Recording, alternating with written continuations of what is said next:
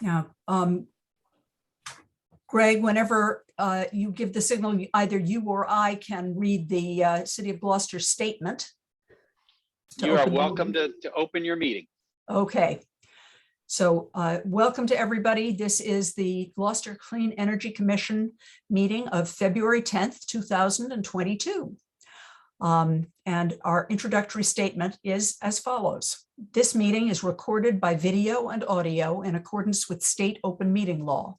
Pursuant to Section 20 of Chapter 20 of the Acts of 2021, this meeting will be conducted by remote participation. Additionally, all votes taken by the Clean Energy Commission during this and future remote meetings will be by roll call vote. If there is a public comment period, if you are calling in on a phone, you can press *9 to request to speak. If you are watching on a computer or device, there is a raised hand button that you can tap or press to request to speak. Persons who wish to view are invited at the URL. I'll read it out, https://Gloucester-Mass, which is MA-J/824-584-30928, or join us by phone. And you can visit the Gloucester City website, remote public meetings heading for instructions and guidance on how to join a remote meeting. Greg, do you think that, do we need to vote ourselves by roll call into open session? You could just introduce the members that are present. Okay, now here is one problem, which is that for some reason my screen is not yet showing the participants who are present. When I click the participant screen, I can see Linda Brayton, Deborah Darby, Linda Stout Saunders, all of whom I know are there. Greg Catamartori. So, okay, I can see that we are missing two, and that's John Muskell and Sam Zergabel. So let me introduce Linda Brayton, Deborah Darby, Linda Stout Saunders, and also present with us, in addition to myself, Candace Wheeler, are Greg Catamartori and Gemma Wilkins from Gloucester's Community Development Department. And our first item on the agenda is the general discussion items around approval of meeting minutes and member reports on conferences. At the moment, unfortunately, I have to report I still do not have September minutes sent out to people so that we can discuss them. Linda Saunders, do you have any minutes that you want to add? Unfortunately, they're not done yet, and it's actually October, November, and January. Okay, October, November, and January. Well, we will hopefully be able to proceed to some of those at our next meeting in March. And then on member reports on conferences, meetings, etc. I did attend something that I would like to summarize for people, but how about any of the rest of you? Linda Brayton, did you attend something that you wanted to report on? There were two meetings on offshore wind, but I believe I saw you at both of them. Yes, and you did, and that's what I was going to bring up, but you're welcome to. Oh, go for it. Okay, well, it was a week-long period that had two very interesting meetings. One of them was from the Salem Alliance for the Environment, otherwise known as SAFE, on February 3rd, and they were describing the offshore wind project, which is now truly underway off of the city of Salem, with collaboration by Salem and the Mass CEC and the private wind developer that they are working with called Avangrid. And the other one was a presentation to the North Shore Technology Council by Bruce Carlisle from Mass CEC, talking about the status of wind in the essentially New England, Massachusetts, New Hampshire, and the state of Maine. And I was amazed to see how far along these projects are.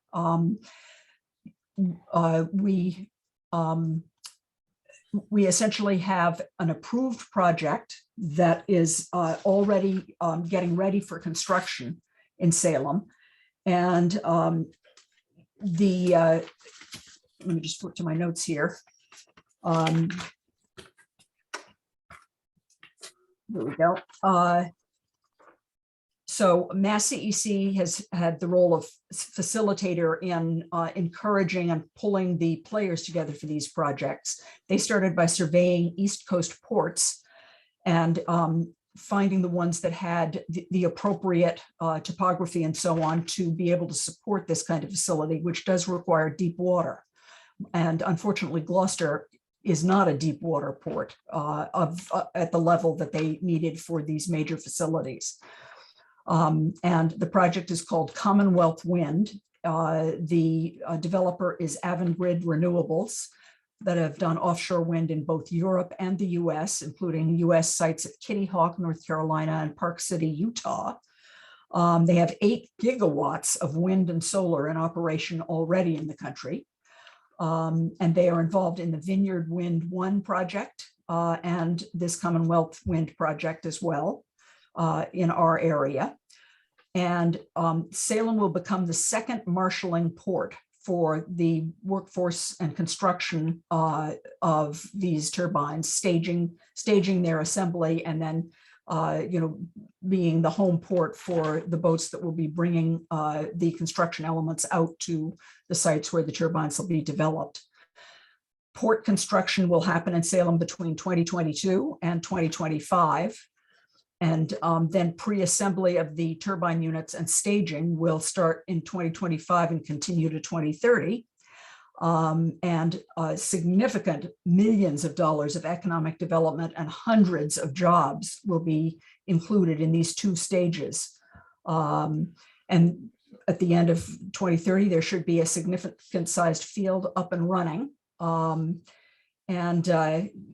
What I think that Gloucester needs to think about is whether there is some way that we can play a support role for this industry as it develops and provide opportunities for both maritime sites and uses in Gloucester, and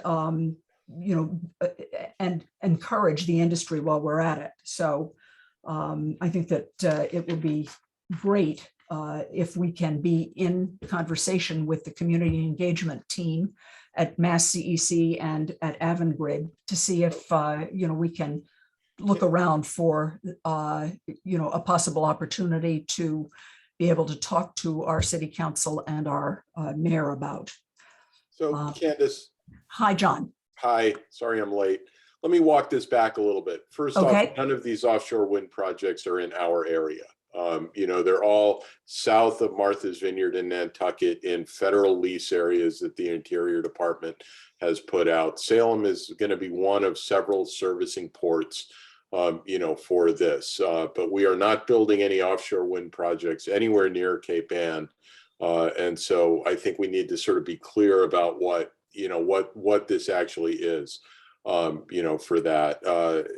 And so I think and none of these projects are actually fully cleared yet. The Vineyard Wind, the first Vineyard Wind project, which is probably the closest one, is still subject to several ongoing bouts of litigation right now. So, which has certainly the offshore construction part still on hold right now. So, I wouldn't characterize any of these projects yet as imminent. But all of the development is going on, south of the Vineyard in Nantucket and east of Long Island. And the only 2 projects right now that have gotten through the federal NEPA review, which my office is part of, is the first Vineyard Wind project and another one called the South Fork project, which is actually interconnecting to the east end of Long Island in New York. Everything else is years out.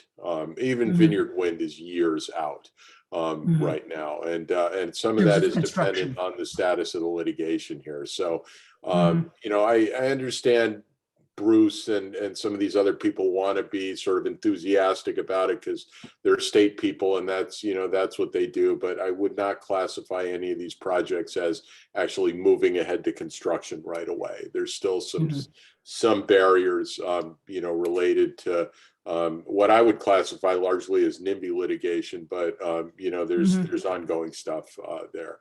And also you should know, Gloucester, with regard to this, one of the major litigants that's opposing these projects is a fishing industry group. And so, you know, you need to tread lightly in Gloucester around this sort of stuff with regard to Mhm. whether or not, you know, folks feel at a community level that offshore wind may be impinging somehow on the fishing industry, and whether or not that's politically where the city wants to stand. And so, Mhm. you know, I just caution you on all of those fronts. Mhm. No, those are all good points and very interesting. I do think And, that. and in the Gulf of Maine, forget about it. You know, that's never going to happen in my lifetime. There's no transmission up there for anything that they would build to interconnect in. And so there's no way that power could even be sold. And so no bank in the world is going to finance a project up there. It's Mhm. a pipe dream. Well, you know, hopefully at least some of these projects will bear fruit. I think that The they'll South, be important players in us meeting the state's carbon goals. well, the state has bet the farm on this, you know, Mhm. and the state needs to have these things go through. And I think, you know, what's going to happen is, you know, somehow this litigation will get resolved at some point. But I don't see construction starting on any of these things for, you know, at least another year until these court battles are run out. Mhm. John, Well- are you making any distinction between actually the turbines being out and up and the construction that would be happening on land? Port side. Well, Actually, you know, I think a large part of the infrastructure for these projects right now exists in New Bedford and, you know, ports on the South Coast, which are much closer to the actual construction. And frankly, with the Clean Air Act permit that my office issued, you know, right now, I would not envision the way these projects were done that you would have any construction activities being run out of a port in Salem. You know, the what they call the general conformity provisions under the Clean Air Act, that was not accounted for in any of the permitting applications or anything like that. And there would have to be a whole lot of regulatory rigmarole going on for anything other than, you know, some maintenance stuff. Maybe in future projects, permit applicants may come in and ask us for future Clean Air Act permits for construction to look at Salem as a port for that, because we have to inventory all the construction vessel emissions and things like that going back and forth from the port in all of this. None of that had anything to do with Salem, and none of the existing permit applications that we have on our desks right now have anything to do with Salem. So. Mhm. You know, take would- that for what it's worth. It's a political statement by the state. Mhm. the well- fact that they actually got an award as of the end of December, I think the date was, they were awarded whatever bazillions of dollars. It means nothing in my world, Linda. And you know, and my agency is a permit issuing agency for this, and none of us have seen anything with regard to any activity coming out of Salem and having to inventory and categorize emissions and vessels and trips back and forth to the wind areas from there. So, you know, right now I look at it as great. Salem's going to get some state money to build some stuff. And when and how that gets used is several years out in the future. But I do think it's useful for Gloucester to stay tuned to this, you know, to be aware of what's going on. And as you point out, we need to think about impact on the fishing industry, but we also have to think about economic development opportunities that would be good for, reaching our carbon reduction goals. Our academic resources at this point in a really nice way, that if this thing comes together, we can provide research facilities and so forth. It's quite a bit where we really could connect and overlap with the needs, for something like that. John, I was wondering, one of the things they seem to be, I don't know, emphasizing, but they were talking about the fact that it was a really good situation in that it's at the same place where the coal plants were. So Well, we- Salem is looking at, what their redevelopment of an old power plant site should look like. And the optics around moving from fossil fuels to renewables are great for the city. My point is that it just right now has no role in the existing offshore wind projects that have been proposed to the US government for leases and permits right now. So, will that in the future, that's up to the developer and whether or not they feel that it's cost effective for them to use a site like that, and how and whether or not they can get that through the whatever permitting process they need to do. Mhm. Well, it does clearly sound as though we're still looking at years out before something concrete happens. We're looking at years out. Yep. Okay, well, any case, that was the presentation that I had attended, and unless anyone has any additional ones, let's move on to the next thing on the agenda. Yeah, I do. This is Okay. Linda. I did listen to the DOER presentation concerning the new stretch code. And so my question too, is Gemma on the call? She Well, I- was. Oh, yeah, Gemma, is this something that community development is also following, or should we follow that? Because there are some timelines that will be coming up, one being in December. So is that something you are paying attention to? Do you want us to pay attention to that? So I can just tell you that the presentation that was put on by, did DOER do the presentation? It was Yes. coincident with 2 other presentations. So I do have the link to view it. So it's their Great. straw man for the next stretch energy code. It will be something that we'll be taking a look at. Okay, all right. And if there's So- anybody that on the commission that wasn't able to view it, it was recorded, so I can certainly forward that out to all the commission members if they want to view it. I would be very grateful to have that, Greg. That would be wonderful if you could send that out, the Sure. link. So, Okay, so, and that's another item that we just may want to keep on our radar screen. very good point. Okay, our first major topic tonight is the Gloucester Climate Action and Resilience Plan, otherwise known as CARP.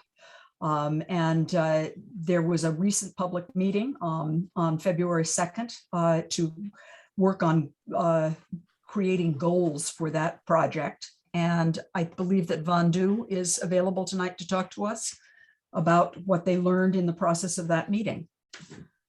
Hi, yeah. Vandu from MAPC. I'm here. Hi, everyone. Good evening. Yeah, I think a few of you also attended the workshop last week, so thank you for that. And hope your conversation was as lively as it sounds like. There was a lot and not enough time to talk, but I thought it was a successful second community workshop to kind of gather feedback and suggestions and ideas from community members. This one, as you said, focused on thinking about goals and priorities that we want to include in the climate action and resilience plan. So we provided, kind of an update on the progress. So we're almost at the halfway point of the planning process. And then we provided kind of example of what goals should look like, aligning that with state goals and kind of other things in the work, as well as thinking about, current ongoing work that Gloucester have been doing and adopting and kind of developing as well. So there are a lot going on. And so there were 68 people registered for the workshop. And at some point, I saw that we were maintaining it kind of like in the 50s. So that was really nice to have folks attending. Our survey is now up to 371 responses so far. And so we're going to keep that running until February 24th, which is the next workshop. And so please feel free to kind of get the final reminders out to your network if anyone hasn't had a chance to take the survey. So that's what I have. And so for the next workshop in a couple weeks, what we're preparing is to dive into talk about strategies. So what I'm currently, my team and I currently doing is kind of gather and compile all of the sticky notes and the ideas and suggestions that we received from breakout groups at the last workshop. And what we'll do is clean up and fine tune and come up with a set of recommended goals for the 7 focus areas that we presented to the public last time. And then so at the next meeting, we will also present those goals to the community as well. And based on those goals, then the fun part is to dive in and identifying or brainstorming the strategies to help achieve those goals. That is not set in stone. It just kind of, something to help guide the conversation as well. But obviously it will be additional work with the CEC members as well as with Greg and Gemma in the background to really further fine tune between now and the end of June. So thank you. Van, are there a couple of examples of goals that did emerge from the discussions? Just giving people a flavor of what a goal looks like in this study. Yeah, so there was 7 focus area buildings. Oh, I should know all 7, and I'll try. But Greg and Gemma, please help me out if I forget. So there's energy, buildings, infrastructure, natural resources, solid waste, and public health and safety. I feel like I'm missing one more. Transportation. Mobility. Thank you. Yeah. Yeah, and so some of the goals that came up, like for example, in buildings, and buildings can sort of overlapping with energy is one of that is transitioning to cleaner or an energy efficient housing and future development, for example. One in transportation that we saw, for example, is making sure Gloucester is a more connected, transit friendly community. So that's another one. One on the public and safety side that I overheard was on kind of making sure it's the community, strengthening the social resilience side. So thinking from that adaptation side of thing as well, for and health services to make sure vulnerable populations are covered. Mm-hmm. Well, thank you. That gives us a sense of the kinds of things that are emerging from that process. And we will be definitely participating on the 24th. Yes, I think that is, sorry, just one last thing. Sure. We have a recording of the public meeting too. So if anyone missed it, it should be posted, if not already, on our project website. Okay. Yeah. Were the breakout rooms recorded as well, or just the main sessions? Just the main session. Okay. We tend to not record the breakout room just to give some comfort level for folks to share good point. ideas and Yep. things like that. All right. Well, thank you very much for that. And Greg or Gemma, do you have any sort of to-dos for the CEC related to this at the moment, or just continue our participation as we have been? Yeah, I think participation at this point, and we'll probably, Van, will we also have some summary of goal at the beginning of the next meeting? Yes, So we will. that'll be helpful for, for folks, certainly Mhm. when we get to, as you're kind of steering this a little bit to some degree, responding to those and also adding to them. Yes, So that'll be yes, we helpful. will. Yeah, we would. Oh, and one thing, sorry, I'm missing. So just remember also is, in addition to having these 3 workshops where community members can come and join us, and we'll have breakout sessions. What Gemma and I and Greg will also develop is something we call meeting in a box. If you attend a meeting, we kind of talk about that a little bit briefly, but basically it's a package of some basic presentation information, and also with specific ask. And what we'll do is we'll ask community organizations or folks that we can work with to help circulate or get the message out for us as well within their meetings or events and things like that, so that we can kind of spread the words and gather feedback more for folks who can't really attend this, each of the 3 meetings. Well, Yeah, and we'll sounds very explain that good. more at the next meeting.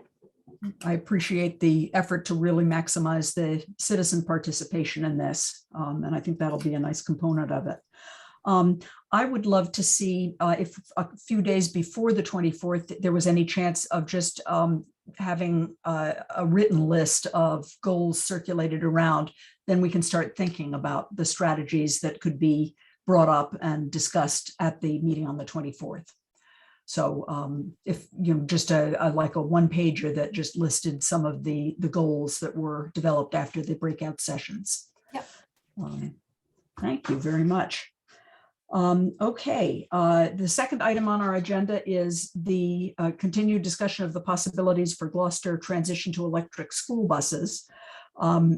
Since the last meeting, we did get a clarification that the school bus contract is in fact still in effect and will be for several more months. So, it's not a foregone conclusion that we're sticking with the 100% diesel bus fleet that we currently have available to Gloucester.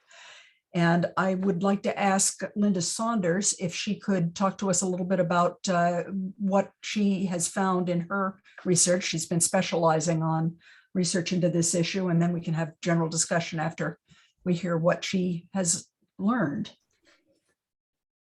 Linda, the floor is yours.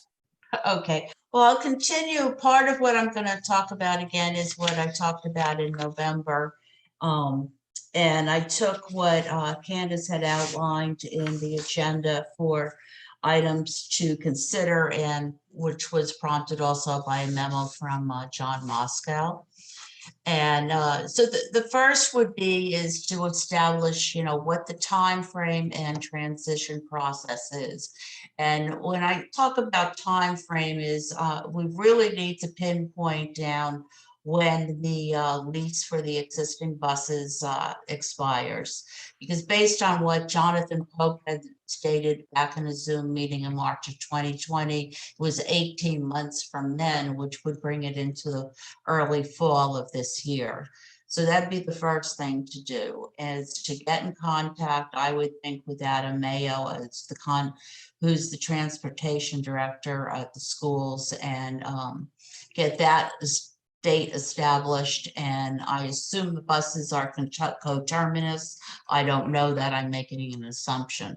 And then there is an outline of a questionnaire that I received from Highland Electric, which would be generic really for any type of information to go out to the market if we were, when we get to that point, to request, a proposal for a electric bus fleet. But the first is to just establish the basics. And the second is to really define what the opportunity is for the city and for the schools, and why we want to go with electric buses. And part of that is the air quality considerations, health quality, noise reduction, which is actually exterior and interior in buses. It's been shown in studies. There's an opportunity for providing resiliency.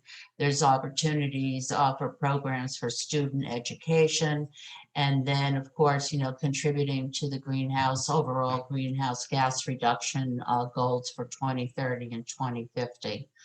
But, this is a phased in type, I'm going to call it, project from here, is that you're not, if you look at other school districts throughout the country, and there's districts now in 23 different states that are doing phases of electric school buses, and no one immediately turns their fleet over at once. The most aggressive, I think, has been Virginia right now.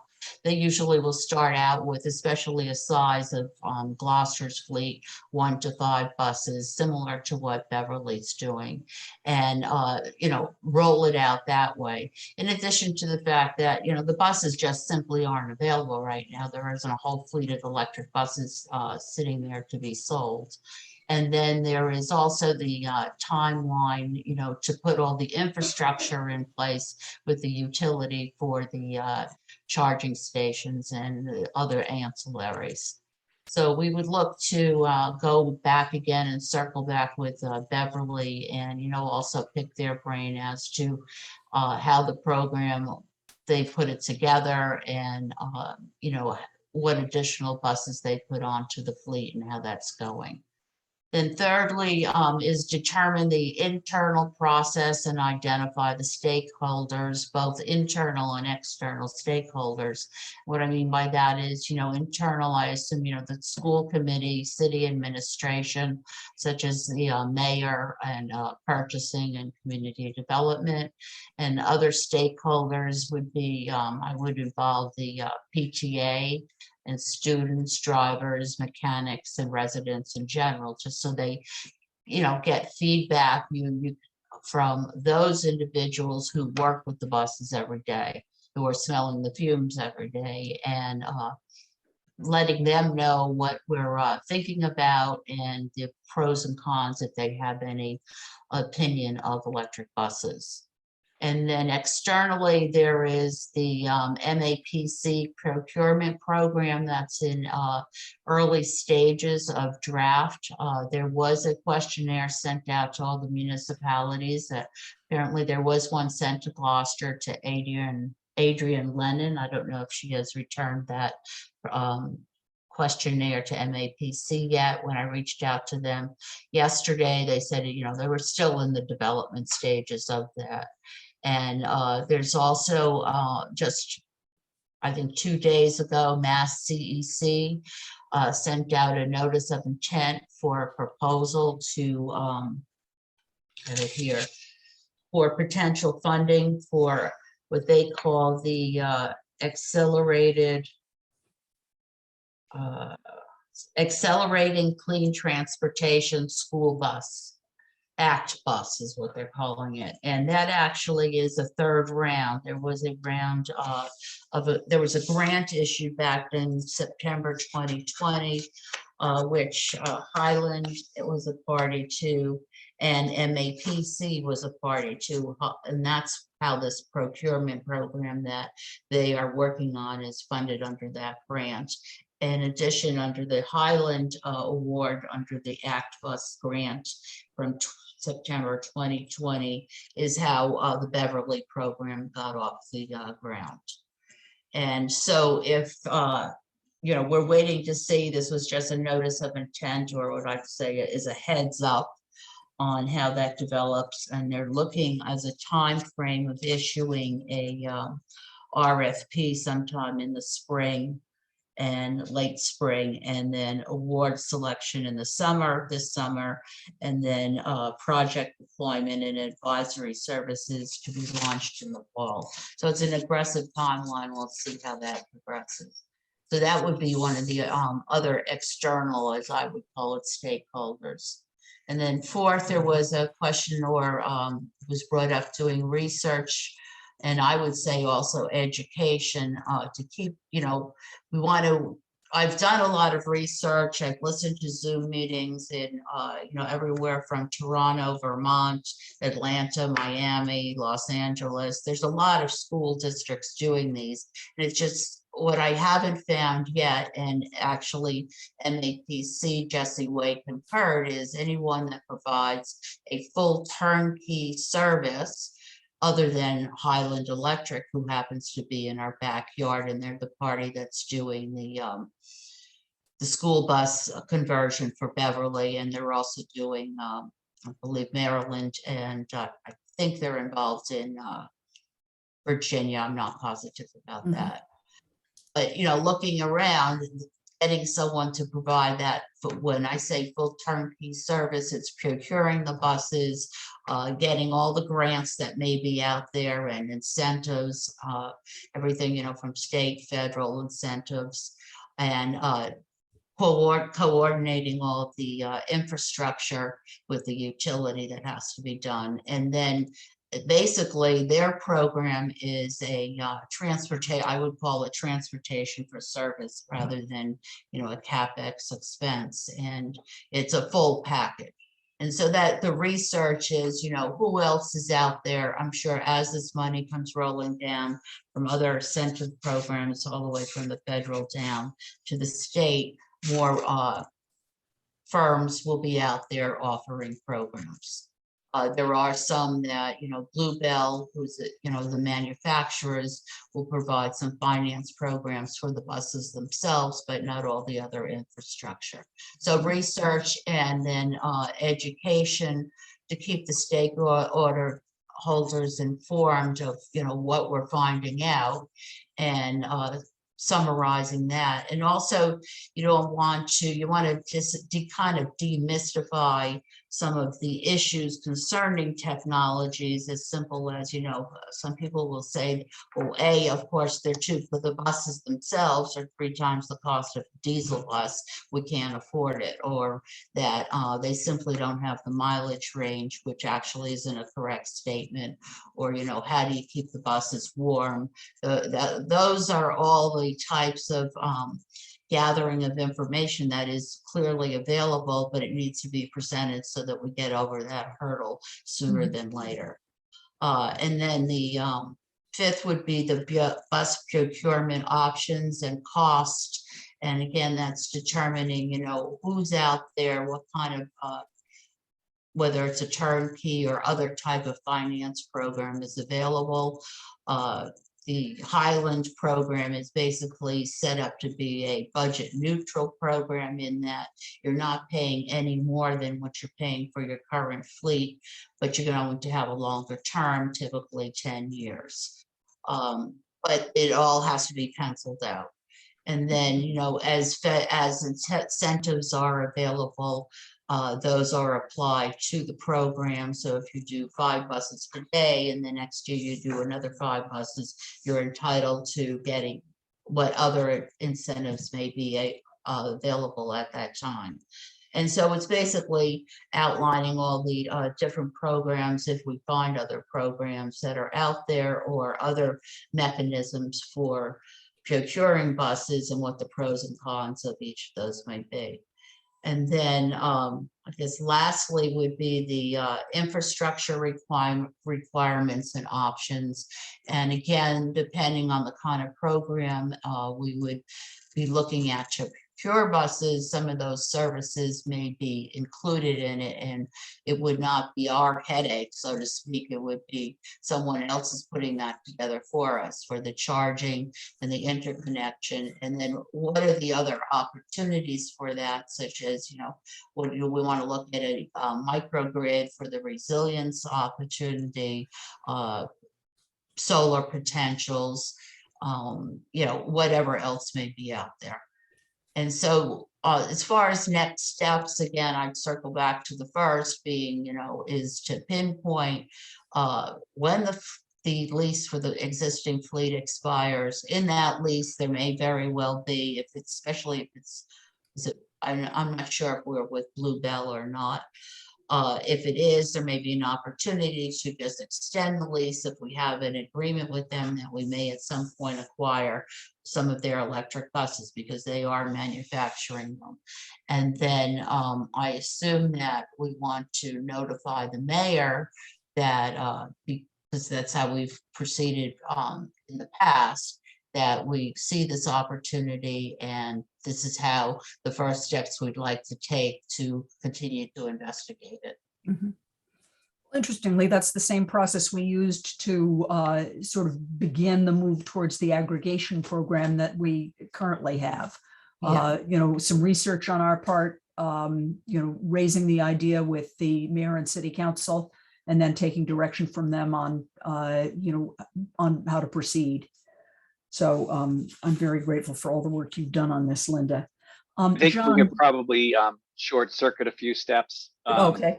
Again, Linda was going off of the information that I received that was a little bit erroneous.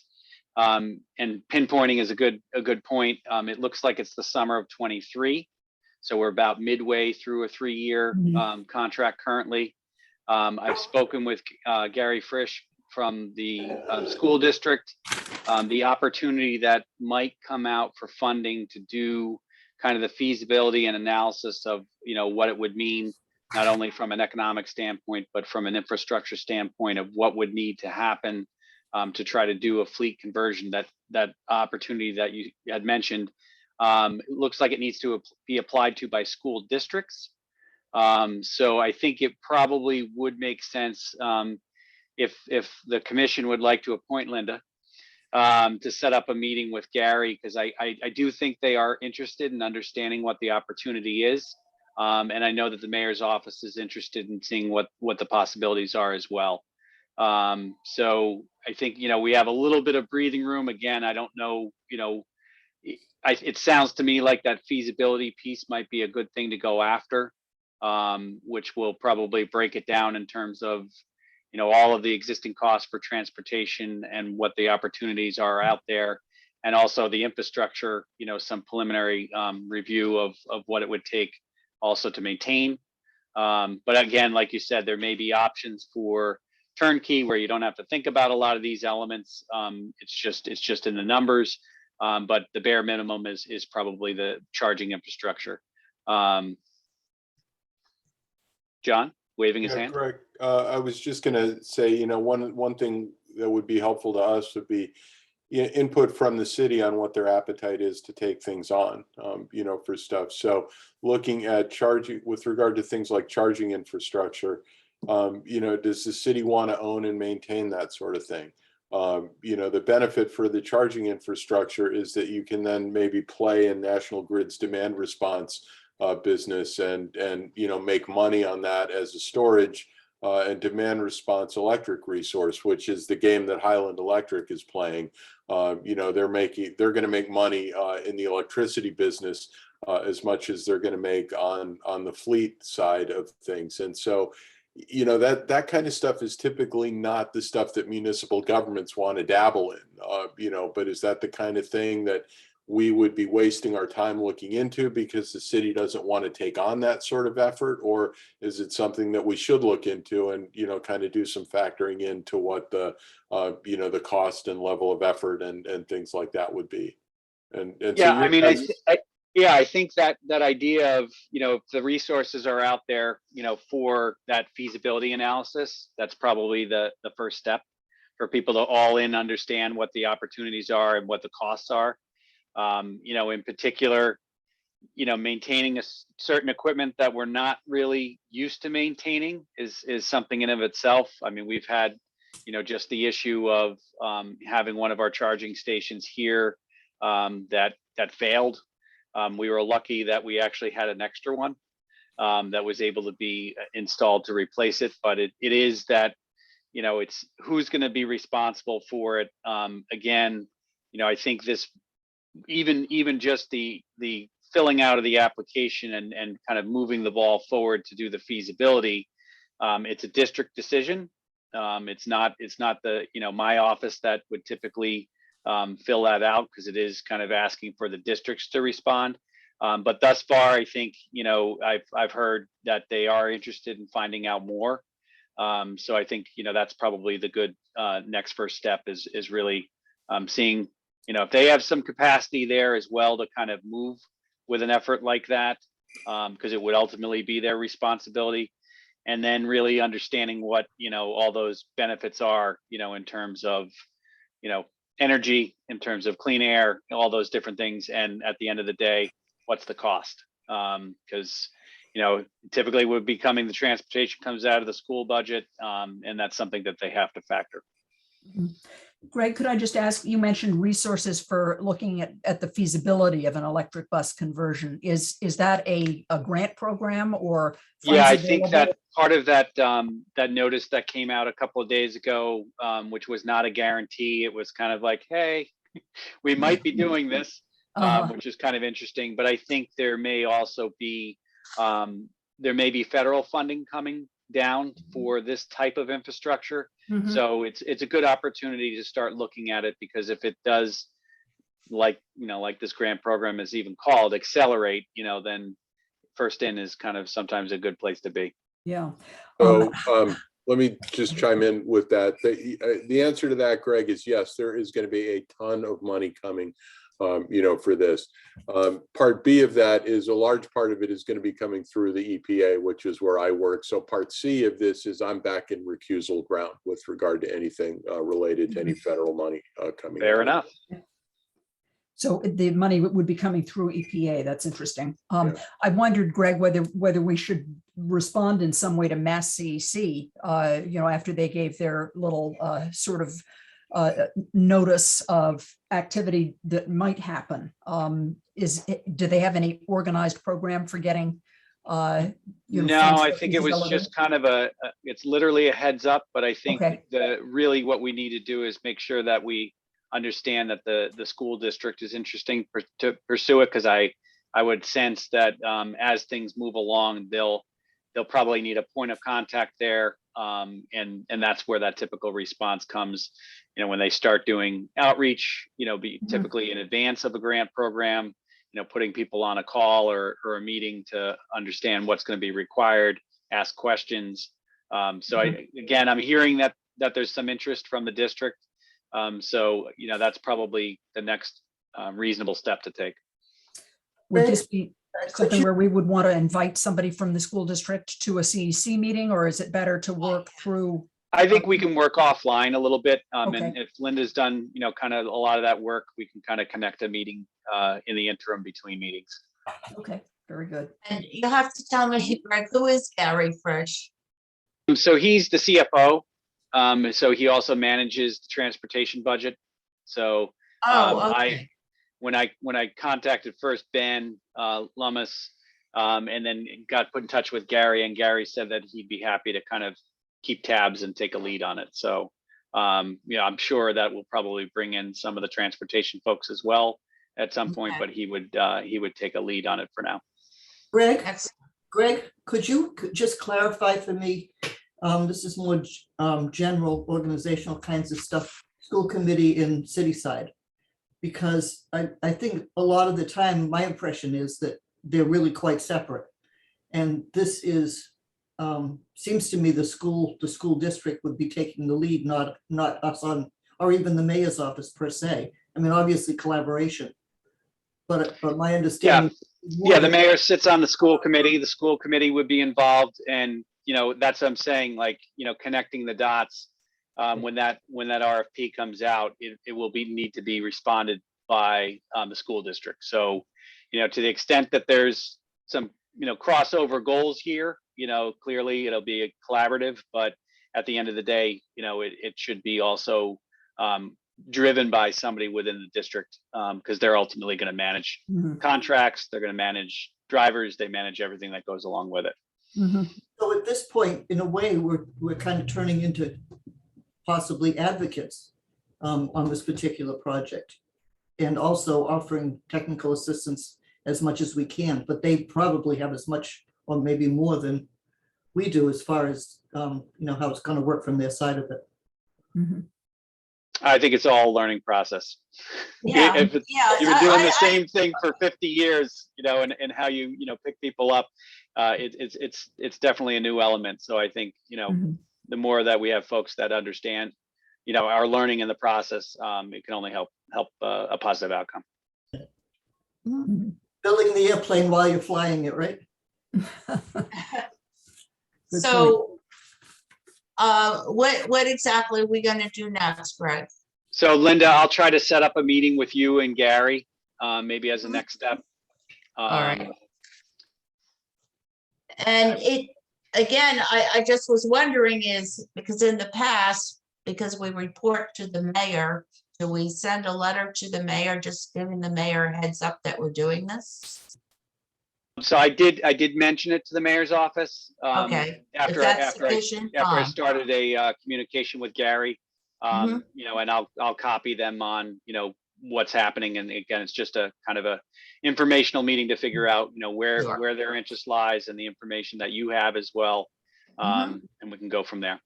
Okay, Alright. terrific.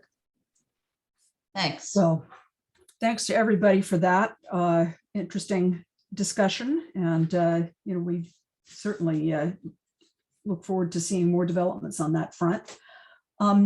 The third topic for us tonight was something that was brought to my attention by one of the city council members. And it is about the fact that, there are still very large underground and above ground tanks for natural gas that are, used in both residential and obviously commercial development. And at the moment, they are not regulated by, any other entity in the city than the fire department through the fire inspector granting a permit. And I think it was Jason Grow had contacted me by email and just said, at this point, we've got, one particular project that got us thinking, that maybe the city should at least look into whether we want to have any more role in regulating large natural gas usage things in a time when we're trying to, sort of facilitate the reduction of greenhouse gases at the local level as much as we can. John Moskal, you had some very interesting points about, the underground tank situation. Would you share those again? I know you sent out a memo to us, but I'm not sure if everybody remembers all the points that you made. I'm not sure I remember all of them either. Let me look for what I sent. But I do think the big thing is that, you're right, this is largely a fire department issue. And, as of now, and so it becomes, something we have to figure out how we want to, how we want to participate in.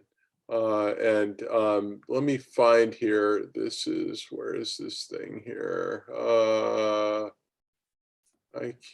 Your memo came out on January 28th. I've got it in front of me. January 28th.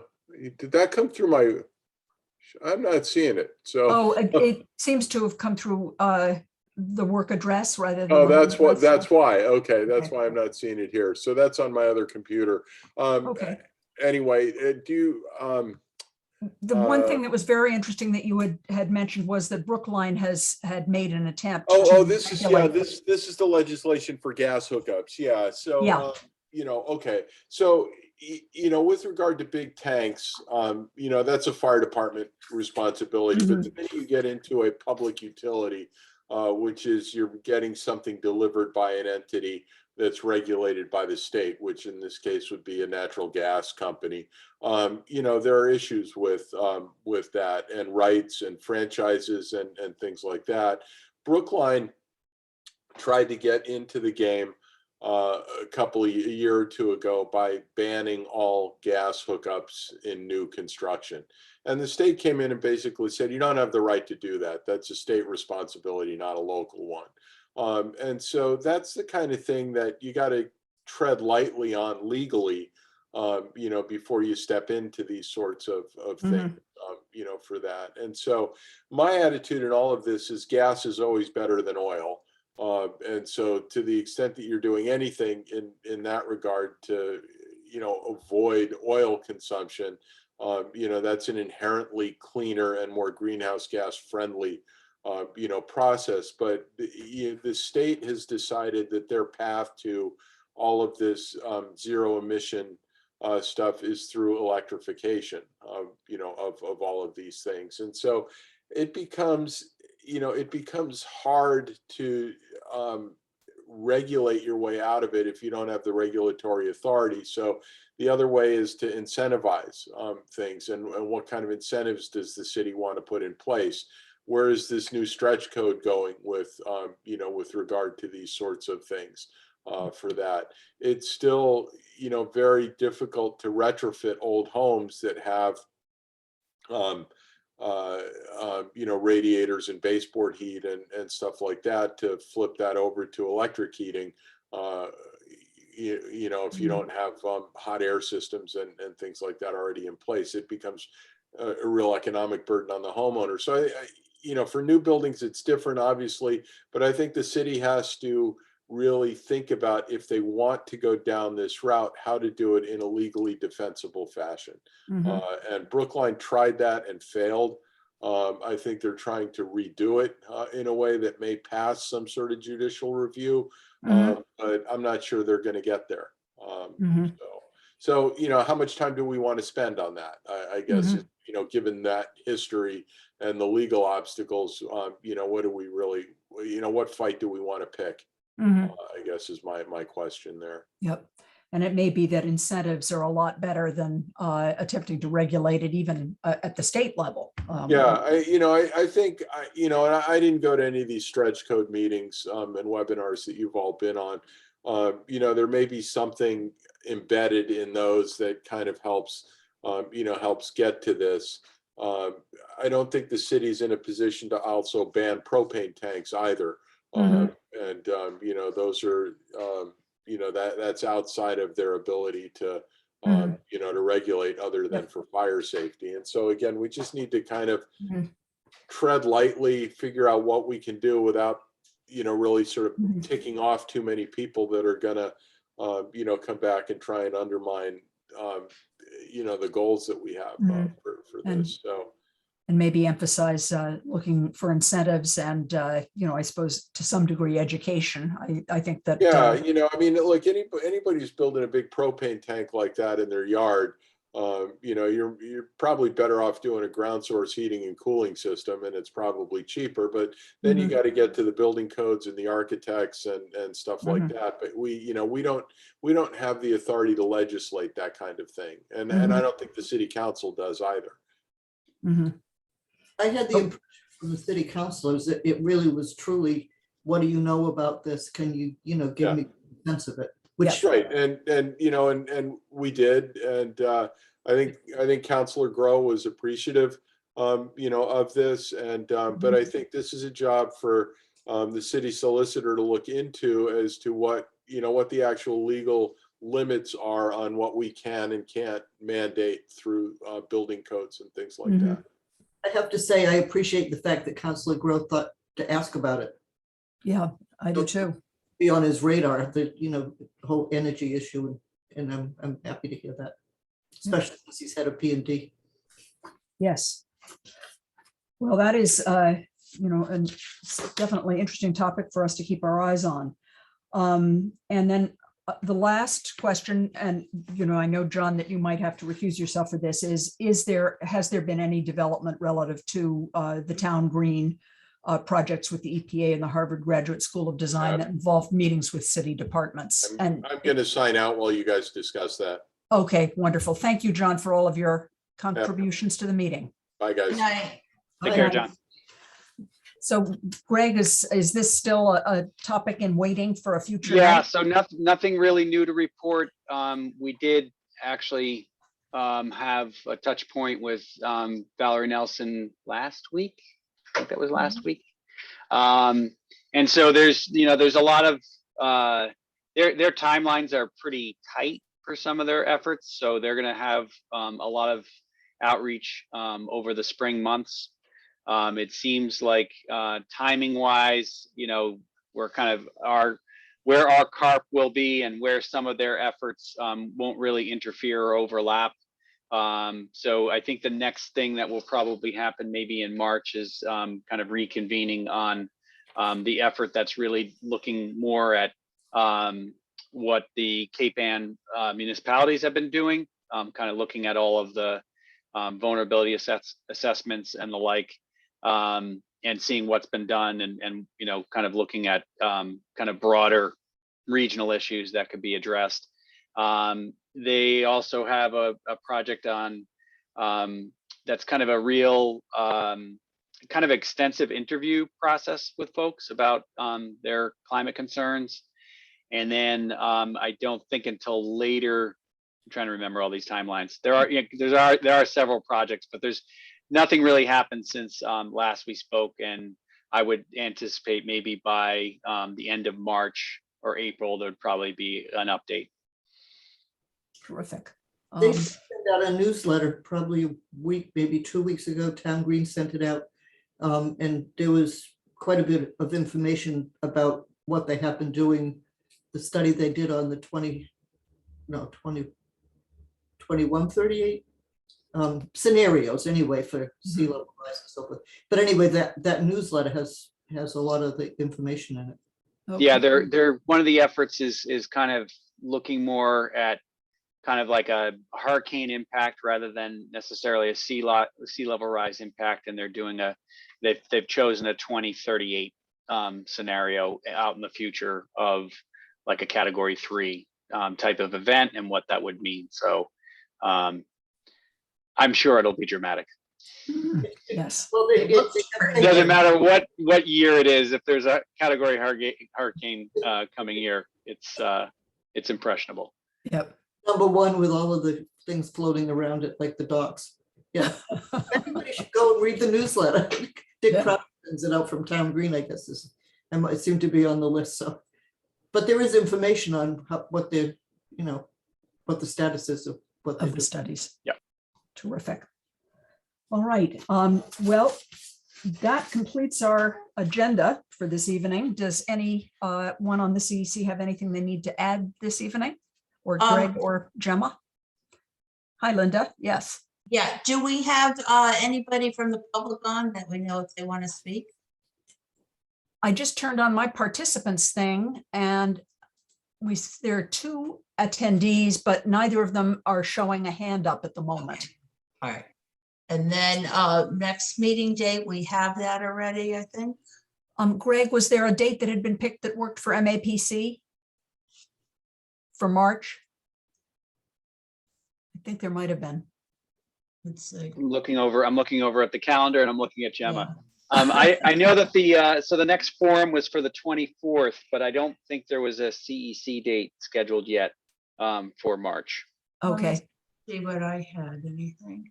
I had March 10th down. and that is let's take a look at the March Thursday. calendar. Is that a Thursday? Yes, it's a That Thursday. is a Thursday, and that does look to be about the midpoint between the other two public meetings. So maybe we did put that feeler out there. Okay. Yeah, I do actually have a did. hold on that day, so. I have it So too. why don't, let's aim at that. And I will send around a note asking people for availability confirmation so we can be sure we can get a quorum on that date. But I think that concludes our business for this evening, unless anyone wants to add anything. And if not, Nope. thank you all for attending and thank you all for the work that you're doing between meetings. I'm very grateful for this activity and for all of you that are attending briefings of various sorts. It's so valuable because we can't all do all of them, to know that we've got people covering these things. And have a wonderful rest of your evenings. Good night to all. Good night. Good night. Night. Night. Right.